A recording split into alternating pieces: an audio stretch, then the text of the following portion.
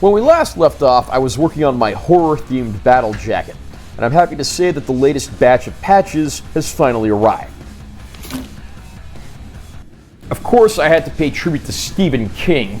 King, of course, is the master of horror, having written novels covering a pretty wide variety of subject matter, but usually there's some supernatural horror elements to them. I mean, this guy has pretty much done it all, and many of his books and short stories have been adapted into successful feature films as well. This entire side of the jacket right here is going to be the Stephen King side, but of course he's got so much iconic work that I'll probably be adding more Stephen King patches to other parts of this jacket as the progress moves along.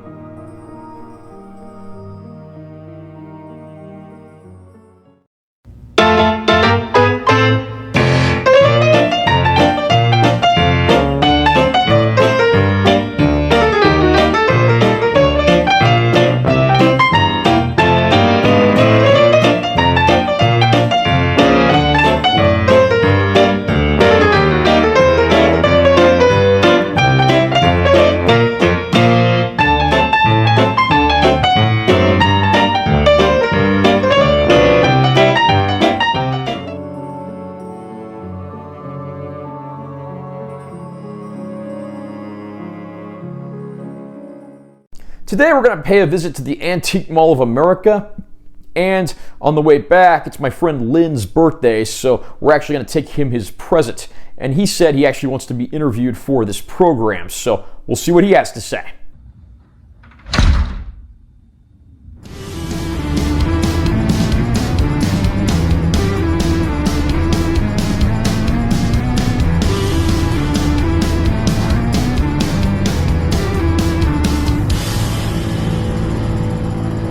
And we're just now pulling into the Antique Mall of America here on South Las Vegas Boulevard. We'll take a quick look around this center. As you can see, this place used to be a once thriving shopping center, but now it's pretty much deserted and dead aside from the Antique Mall of America. We'll head on inside now, and of course our first stop in here is going to be the Metal Blade Records booth. Now, the Metal Blade stuff is actually split into two separate booths. They have one here where they've got all the t-shirts, and they've got one across the way here where they have all the CDs, patches, vinyl, and other.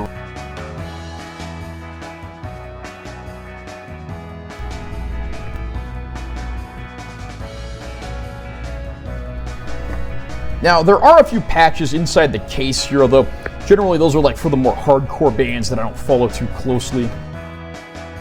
But since we're here, we'll take a look around and see what they've got. Quite a few booths in here actually have vinyl and CDs. It's good to see that music sales are still at least somewhat thriving. I don't really collect vinyl anymore just because it got a little too expensive and took up too much space in my place, but if you can find some good deals on some vinyl, CDs, shirts, memorabilia, I mean, why not stock up while we're here? Also a lot of random pop culture stuff and toys and so forth. And that stuff could be good to unbox on my channel. A lot of really cool vinyl here. I just don't know if I really want to pay these prices for something that's I'm probably not going to use that much. But if there's some stuff around here that I can unbox on my channel, even better. Some Beatle records in this bin right here, so why don't we take a look at what we got here. There's another bin around the corner here. A few decent looking things. First Montrose album, that one's always a classic. Now, someone up front did mention somewhere in the store there might actually be a booth that has some more patches. And I think we just found it. Looks like we got some silkscreen patches in here.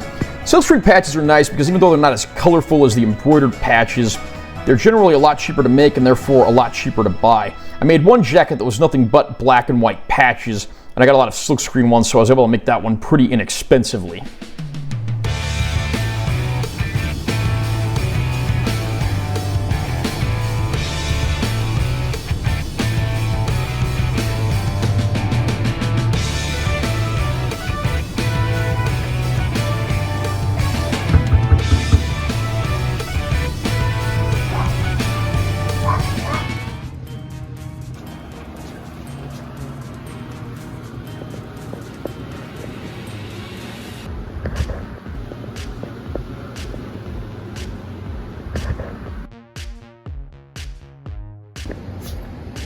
Okay, here's your birthday gift. Tell me what you think of this. Alrighty. You told me this is going to catch me off guard, so let's see it.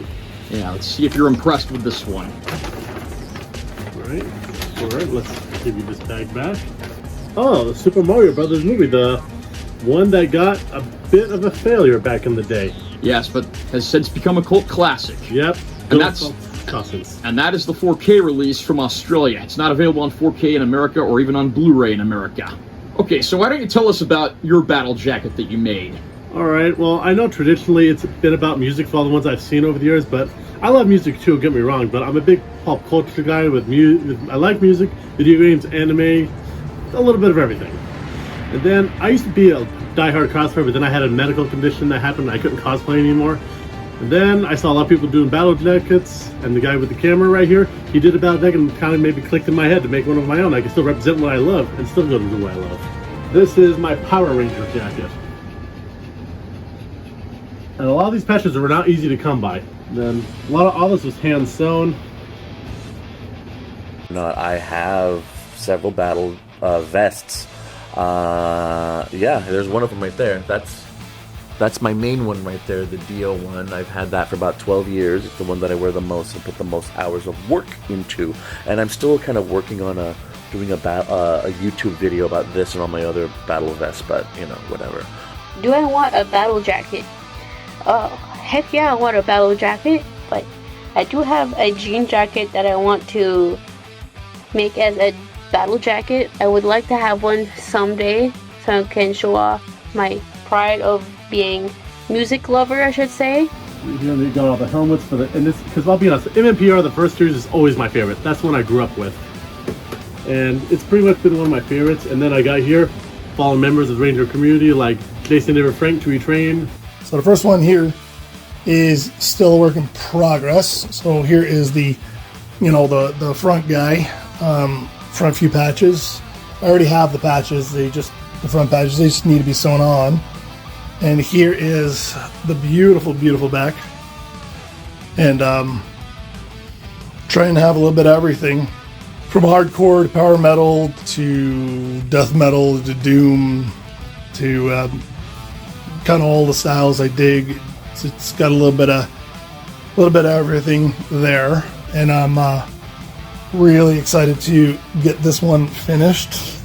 I would want one with all different stuff from different bands, and of course I want one with just ghost stuff on it. And another one from the band Rammstein, which I started listening to a month ago, which one of my coworkers at work made me listen to one of their songs, and yeah. When did you first start noticing people wearing battle jackets, and did you want one even back then? That was probably back in the 2014-15 area. I thought about it, but it just kind of went over my shoulder. And then back in 2017, 18, maybe around 2019, that's when I really started to get popular. And then I really wanted one. I didn't have the patience to do it. I do still have my collection from back in the day. I'll never get rid of my CDs and records and whatnot. And luckily, working for a record label, I still have access to CDs, records, and tapes that we make. And so I still have a little bit of that where I could still get that physical format. I could get my fix just a little bit. Still, it's not the same as back in the day, but I can still get the physical format stuff. And it kind of scratches that itch a little bit. Let me show you my collection over here. I probably stopped buying CDs maybe about 3 or 4 years ago and went strictly to Spotify. But like I said, I'm never getting rid of my CD collection. I mean, I've had some of these since I was a kid. Just pretty much anything heavy metal. And then, a little collection of some stuff up here, drum heads and cassettes and random type stuff. And here is my collection with the M Theory stuff, M Theory Audio. We're a metal label based out of Vegas, but we have bands all over the world. Some really, really cool bands. So if you've never heard of us, check it out. But that is my dedicated M Theory Audio shelf. And like I said, I still love getting the physical format. Okay, so I know you're really big on pop culture. You obviously love the Power Rangers, and you love a lot of video games and things like that. Yes. So what do you think the most valuable items in your collection are? That's a very, very hard question, because there's a lot of different things in my home. Like, for example, the 90s Power Rangers movie that had Ivan Ooze, I have that signed by 90% of everyone who's in that movie. Okay, so you have the VHS tape of the movie signed by Jason David Frank. That is correct. The late Jason David Frank, unfortunately. Of course. I met him about in the peak of COVID. But I've met him many a times. And if I may, I could show off the tattoo.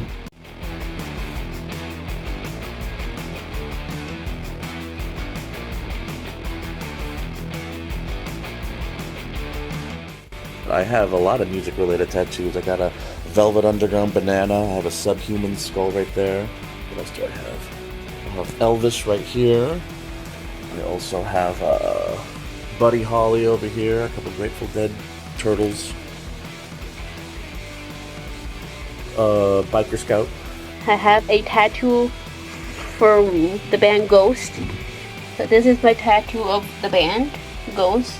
Of course, it's a gullet mask, homage from the band Ghost. I put on my body as a tattoo, so whoop-de-doo. Okay. Then I got this one. Got his Kratos. And further down, got the Triforce. Then of course, and I got this one. This was a cover-up, but it's my Venom tattoo. And then got this one right here. Got the Punisher. Okay. And then, of course, I have music stuff too. Then got Ozzy. Yeah, I can't show it on camera, but I have a Spider-Man tattoo on my chest. One thing you have around here that's pretty extensive is your video game collection. It's certainly one of the biggest I've ever seen. What do you think your rarest game is? That is extremely tough, because I have something that might be rare, but I think it depends on who you ask. For example, Marvel vs. Capcom 3 for the PS3. I have that signed by 4 people, 3 of them who are now passed on. That's probably one of my rarest, if you want to consider rare. But if you want to talk about actually this game just to play it, it'd probably be Marvel vs. Capcom 2 or Futurama for the PS2. Gullet mask from Overmaker Studios. This is the my most, well, valuable item I have at the moment. It is very expensive, let's just say that. And I will put it on so you guys can see what it looks like on me. And I'm sorry if I take my glasses off, I can't see anything. So this is, sorry if my voice is a little bit muted. My mouth's like right here. So I'm sorry about that. So this is what it looks like. That's my most valuable. What is my most valuable music memorabilia pieces? Well, interesting enough, I got a really obscure album for you. Now, probably look at the cover, you have no idea what I'm talking about. So let's kind of flip this around. You've probably seen some members now that you may recognize from the legendary band King's X. And when they started out, they were called Sneak Preview. They were sounded like new wave band, AOR, The Police, mostly that kind of feel in 1983. This album was regarded as a band as a commercial failure for them. They destroyed most of the copies. This was I think it was independently pressed or done by a small label, but in the end, the band was largely unfavored by it. But I love King's X. I think they're a fantastic band, but when you look at this album, because of failure, it needed to be a failure in order for the band to reinvent their sound into the band that we know today. So it's an important piece in the band's history that there's not many copies in existence for it. I found this album years ago at a flea market. I think I paid $20 for it. When I saw the members' names on it, I ran away with that copy. But definitely this means one of the cornerstones of my music collection that I really enjoy playing and listening to and keeping preserved for hopefully my kids one day will pick up the collection. This is the rarest item in my music collection. This is the CD release of the first Boston album. But you're probably saying, that album's extremely common. It was the best-selling debut album of all time for many years. And you'd be right, but this one's special. Notice on the back here, there are actually 2 live bonus tracks. And if you look at the reissue credits, it's credited to Bruce Dickinson Now that's not the guy from Iron Maiden, that's just some like Sony staffer guy who's in charge of a lot of reissues, but this release of the album was not on store shelves for very long. When Tom Schultz found out that they were remastering the Boston albums or reissuing without him, he raised hell and demanded that these be pulled off store shelves. So very few copies of this release of the album and the follow-up album, Don't Look Back, ever actually made it to store shelves, as were quickly replaced by Tom Schultz sanctioned masters, which unfortunately lacked the live bonus tracks. So for me, this is my holy grail. What is the rarest, most valuable item in your music collection? Feel free to show it off. Off the top of my head, I have a lot of autographs by a lot of autographed vinyl by people who are no longer with us. Off the top of my head is this record right here. It's a band called Zolar X. They were a kind of proto-punk band from Los Angeles, kind of a glitter glam rock from LA, from the early to mid 70s. Very punk, glam rock, very fast, amazing. And this is their one and only release that they put out. And I got this. A friend of mine was actually married to one of the members of this band. And their whole thing is they looked like space aliens. They had antenna and these widow peaks and dressed kind of like David Bowie, Ziggy Stardust. Very connected. They were like the house band at Rodney Bingenheimer's club back in the 70s. So that's probably one of the rarest things I have. So. And another thing I like about battle jackets, they're like, it really helps therapy with your mind. And it really helps you, keeps you busy, especially when you're stressed out, it calms you down. So you'd say this is a bit of a therapeutic process? It really helped because I have a stressful job. Can't say what it is, but it's a lot of stress, and when I'm home stressed from work, doing that for like an hour, I feel happy.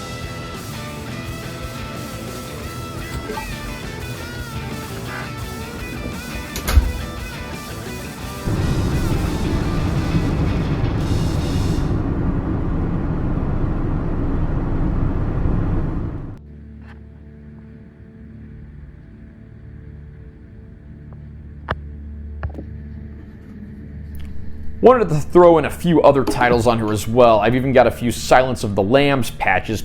Even though I'd argue that's more of a suspense thriller than a horror movie, it's certainly enough of a pop culture classic that it's certainly earned its place on this jacket.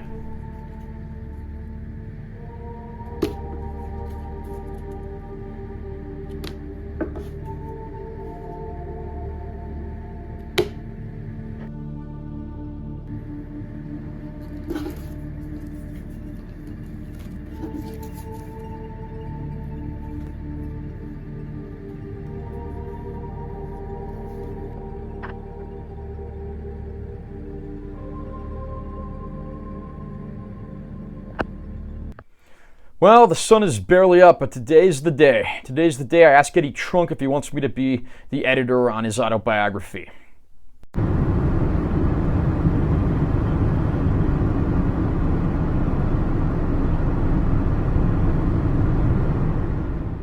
And we're just now pulling into the garage at the Fashion Show Mall. And you're probably wondering why I'm parking here instead of at the Wynn if the SiriusXM studio is at the Wynn. And the answer is simple. I'm too cheap to park at the Wynn. Unfortunately, the Wynn, like so many resorts in Las Vegas, now charges for parking. The resorts have really gotten out of hand with this. Vegas used to be this town you can come to and stay cheap, but now they have to nickel and dime you for every little thing, and this paid parking thing has just gotten out of control. So that's why we're going to take a nice little walk through the Fashion Show Mall and across the bridge. I believe the bridge to get across to the Wynn is just outside of the food court, so we'll just head up there. Okay, and we are now crossing the bridge from the Fashion Show Mall to the Wynn. It is good to see they at least built these bridges so you don't have to cross ground level traffic, and believe me, the Strip is full of that.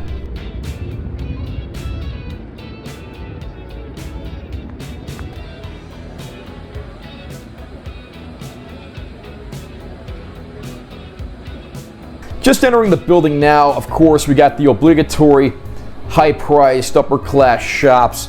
There's about 3 malls in here. I think I've only ever been inside the Wynn once prior to this.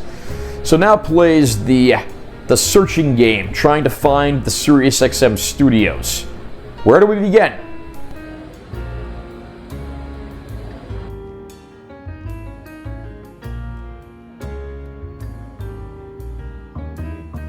After a search that took several thousand footsteps and about half an hour, I finally found the SiriusXM studio, and of course right over there is Eddie Trunk getting ready to host his show.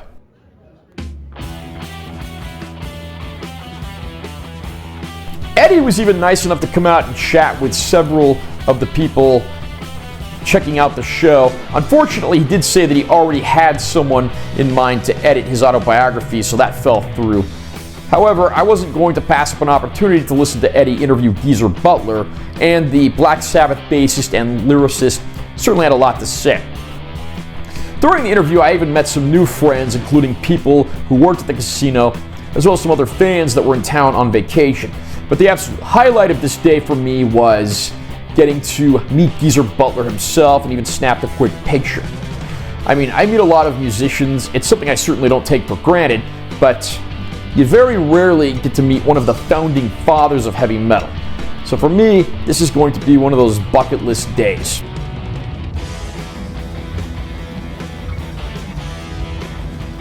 And of course, the escalator is out of order.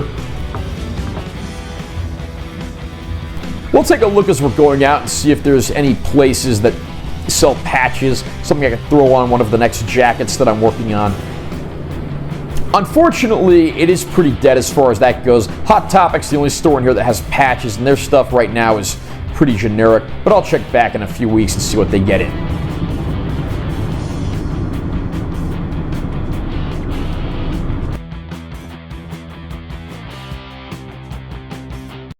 Dear Taylor Carlson, thank you for your interest in the publication's writer position. The application has been carefully reviewed. After considerable deliberation, the number of candidates has been narrowed. Unfortunately, your application was not one selected for further consideration at this time. Dear Taylor, thank you for applying for the position of Learning Specialist, Las Vegas. The standard of candidates was extremely high and this was a difficult decision. However, there were other candidates who matched the skills and criteria more closely. I'm not a musician. I'm not a band manager. I'm not a producer. I don't own a venue. But there are certainly things that I know how to do. I can write, I can speak, and I can sew. You know that scene in the movie Three Amigos where the townspeople are under attack and the three amigos ask them what they can do, and all they say is, we can sew? I guess that's me at this point.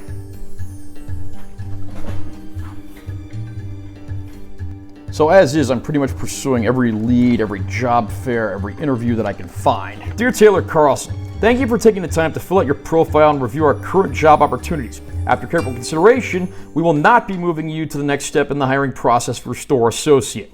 Dear Taylor, we appreciate your interest and the time you invested in being considered for the senior copywriter opening. It was a pleasure to learn more about your skills and accomplishments.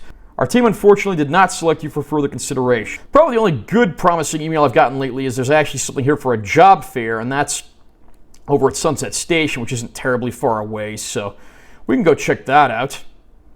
There's actually a pretty decent number of employers and positions available at this. So again, even if I do start my own business, narrating rock docs, sewing battle jackets, being a journalist, I'm still going to need a day job just to make ends meet. This could be a promising start.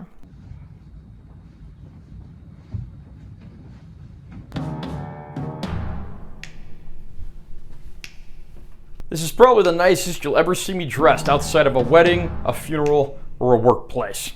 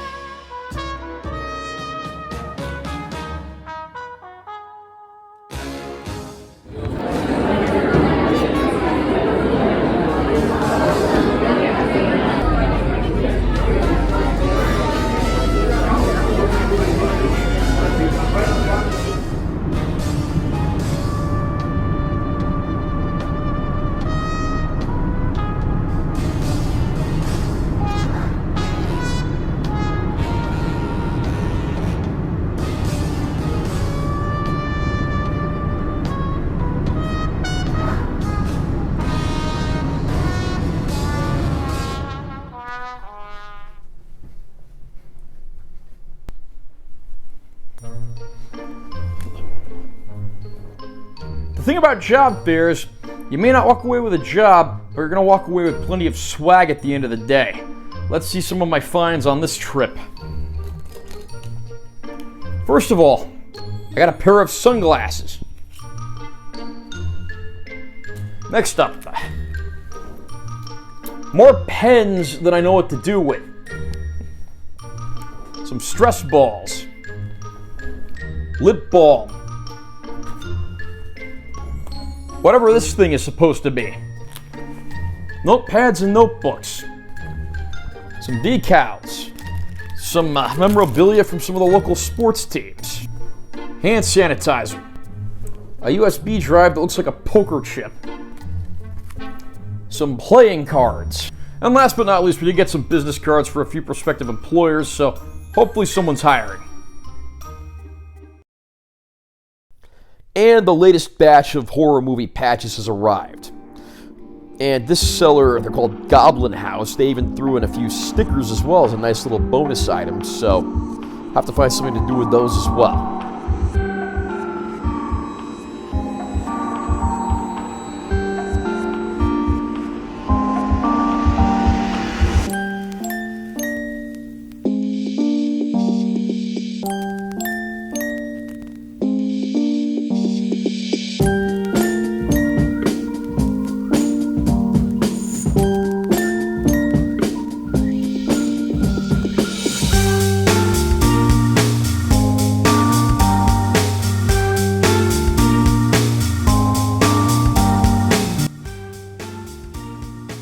At this point, I figured it was time to get out and get inspired so I can finally get this jacket finished. So, if you're in a horror mood and you want to get inspired, there's no better place to go than Tom Devlin's Monster Museum out in Boulder City. And I'm on my way there right now.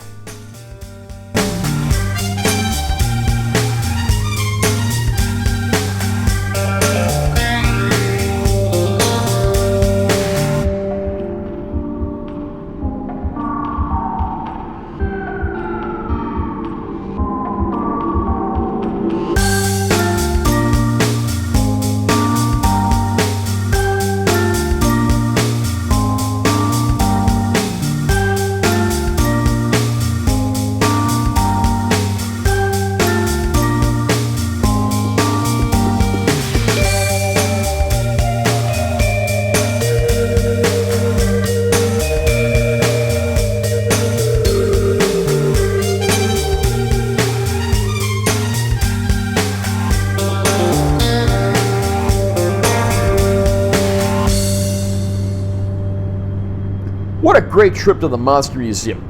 It wasn't the first time I've been there, and it certainly won't be the last. I'm definitely in a horror mood now, and I have no doubt this jacket's going to be done before long. Do you remember those business cards I got from the job fair a while ago? Well, one of the places actually interviewed me twice, and they've actually offered me an office assistant position, pending a background check, fingerprints, TB test, all the obligatory stuff. But at long last, I'm finally going to get back to the workforce, and that means I'm finally going to have the money to make more battle jackets. Oh, and to pay the mortgage too.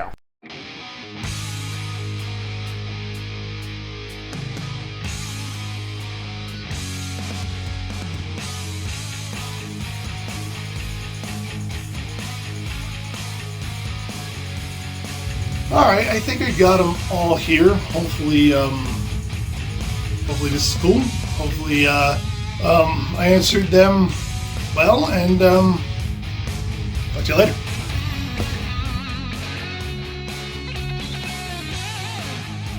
On my YouTube channel, it's called Blue Ranger Power. I do a few different things on there, like I used to show how I made cosplay props, what the process was, and then sometimes I'll buy stuff on eBay, Amazon, wherever. I'll unbox it, show my opinions, or if it's a video game, I'll play it out, doing a first impression, like what I think of this game.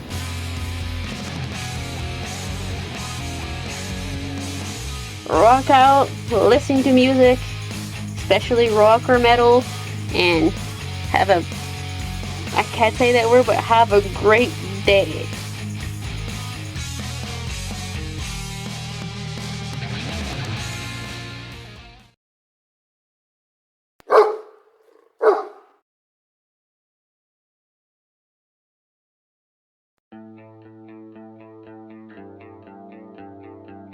Alright, he looks prepared. He knows what he's doing. He's been practicing for 6 months. What do you got? Okay. Vinny Appice played in a band that backed John Lennon in his final live performance. Name that band.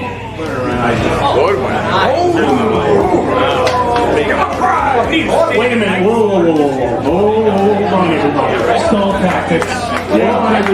Hold on, everybody. Vinny, this guy's very serious. I know, he's fucking. He means He business. doesn't appreciate you stall freaking me out. If you get it, he might have a gun. That's all I'm saying. No, not today. All right. Vinny played with John Lennon. So what's the question exactly?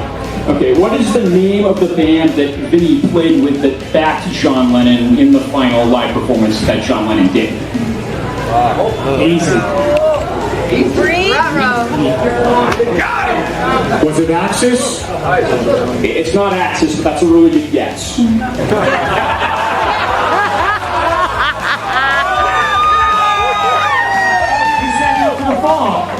Why is that a good guess? Because you're aware of Axis, and I think that's a good thing.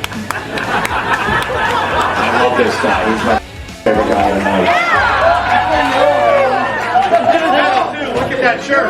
So what is it, sir? Okay, did you give up? I give up because I'm getting freaked out by you right now. Okay. I'll take that as a compliment, by the Yes, I mean it in the highest respect. way. Okay, the band was called BOMF, Brothers of Mother. Do you know that? Can I Google that to find out for sure? Or are you like my own TV show where they just make to get me crazy? Yeah, just do a search on there for John Lennon, BOMF, should come right up. Thanks. I'll let you go. Just give him a prize. It's really only $10 CD. All right. It's better if he goes away happy. What'd you get? The new Pixie. Oh, congratulations, sir. Thank you. Rock your face off. I have no idea if that's right, but it's better than he goes back to the bar.